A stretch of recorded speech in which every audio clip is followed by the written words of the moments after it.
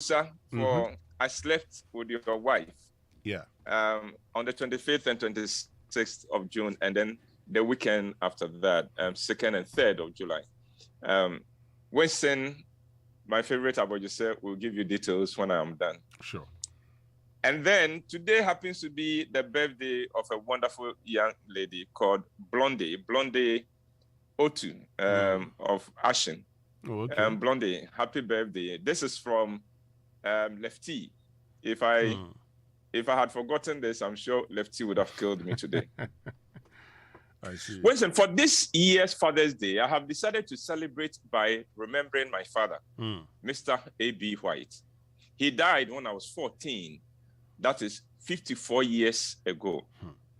In a previous presentation, I mentioned that my father was alcoholic.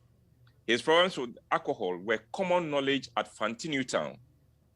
I'm talking about Kumasi.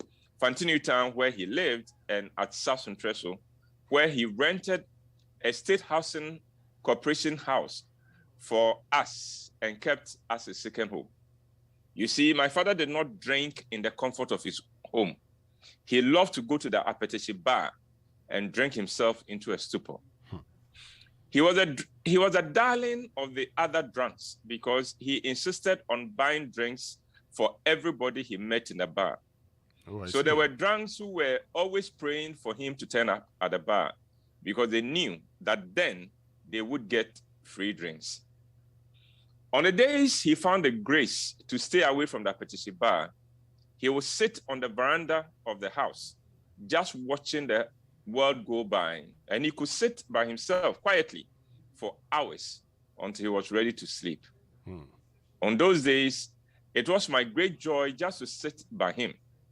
He would smile to welcome me to his side, and we would both sit there quiet.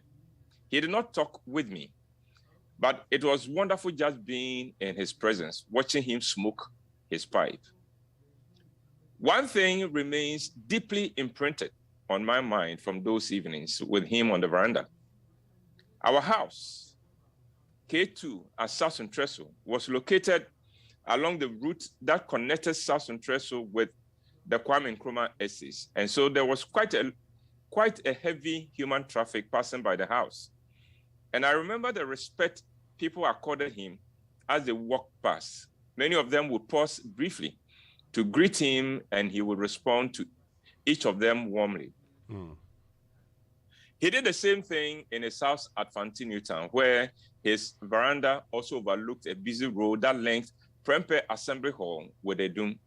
Except that at Fantinu Town, where there was a large Hausa community, he exchanged greetings with them in Hausa.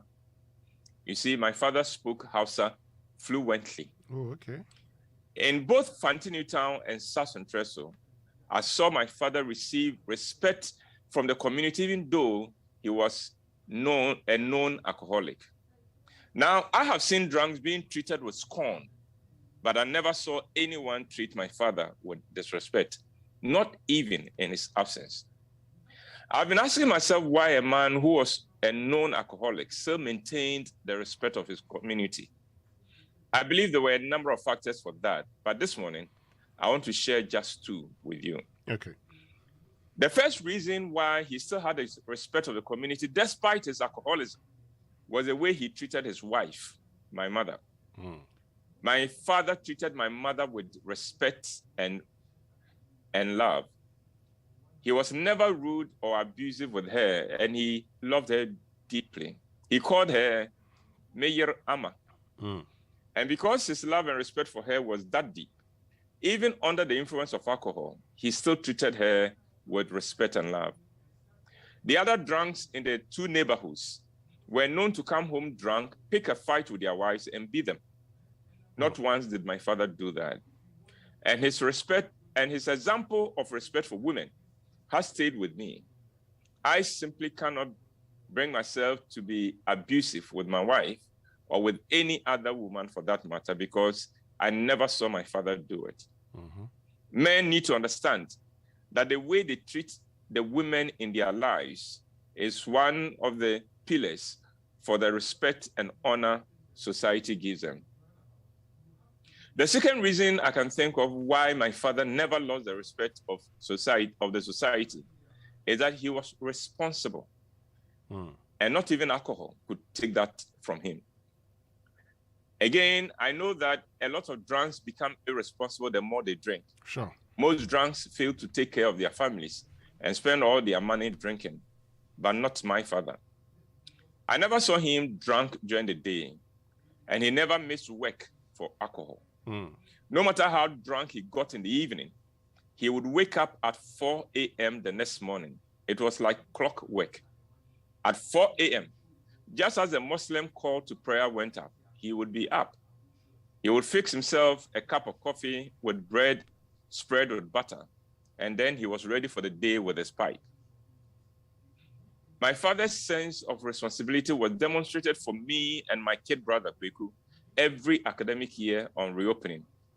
Kweku and I attended the South Entreso SDA Primary School and later the South Entreso LA Middle School. These schools were next to each other, and they were about 450 meters from our house. Okay. For as long as I remember, every year, my father would walk us proudly to school on the morning of reopening to settle whatever bills we needed to pay. I can still see Kweku and I jogging to keep up with him because my father was tall and he walked at a fast pace with his huge frame taking steps that required us, his sons, to run to keep up with him. At the schools, the headmaster or headmistress, as the case may be, would welcome him warmly and they would exchange pleasantries. He would then go with the headmaster to check out the classrooms where we're going into and to meet the teachers, and then he would take his leave. It was like a ritual with him. He did that every academic year. The American writer Clarence Kelland said, quote, "My father did not tell me how to live. He lived and let me watch him do it," end of quote. The example of a father never dies. Here I am 54 years after his death, still celebrating the example he left me. You know, although I have always spoken on fatherhood to celebrate Father's Day, I have always done so from the perspective of a father. This year's Father's Day is the first time I have given myself the chance to reflect on fatherhood from the perspective of a son. It has taken me back to my boyhood, and I'm grateful to Mr. Kwesi Chum and to his network, Joy FM, for continuing to give me a platform to share these things with you. And I'm also grateful to you, dear listener, for making time to follow Food for Thought every Monday and Thursday. And thanks to you, I've had the privilege to revisit my boyhood once again. And if you want to follow me beyond this presentation, please join me on Twitter, Facebook, and YouTube at Uncle Ebo White, and on Instagram at The Uncle Ebo White. And Winston, that is my presentation for today, and have a fantastic week, Winston. You too, Uncle. Thank you very, very much for joining us with Food for Thought. And Riverman Productions, in partnership with the National Theatre and Joy FM, presents an exciting original Ebo White play for Q2, I Slept With Your Wife, at the National Theatre, crowned the 25th and 26th of June, and then 2nd and 3rd of July 2022. It's at 4 p.m. and 8 p.m. each day, and it will be the best of Uncle Ebo's plays ever shown. Now, tickets for the show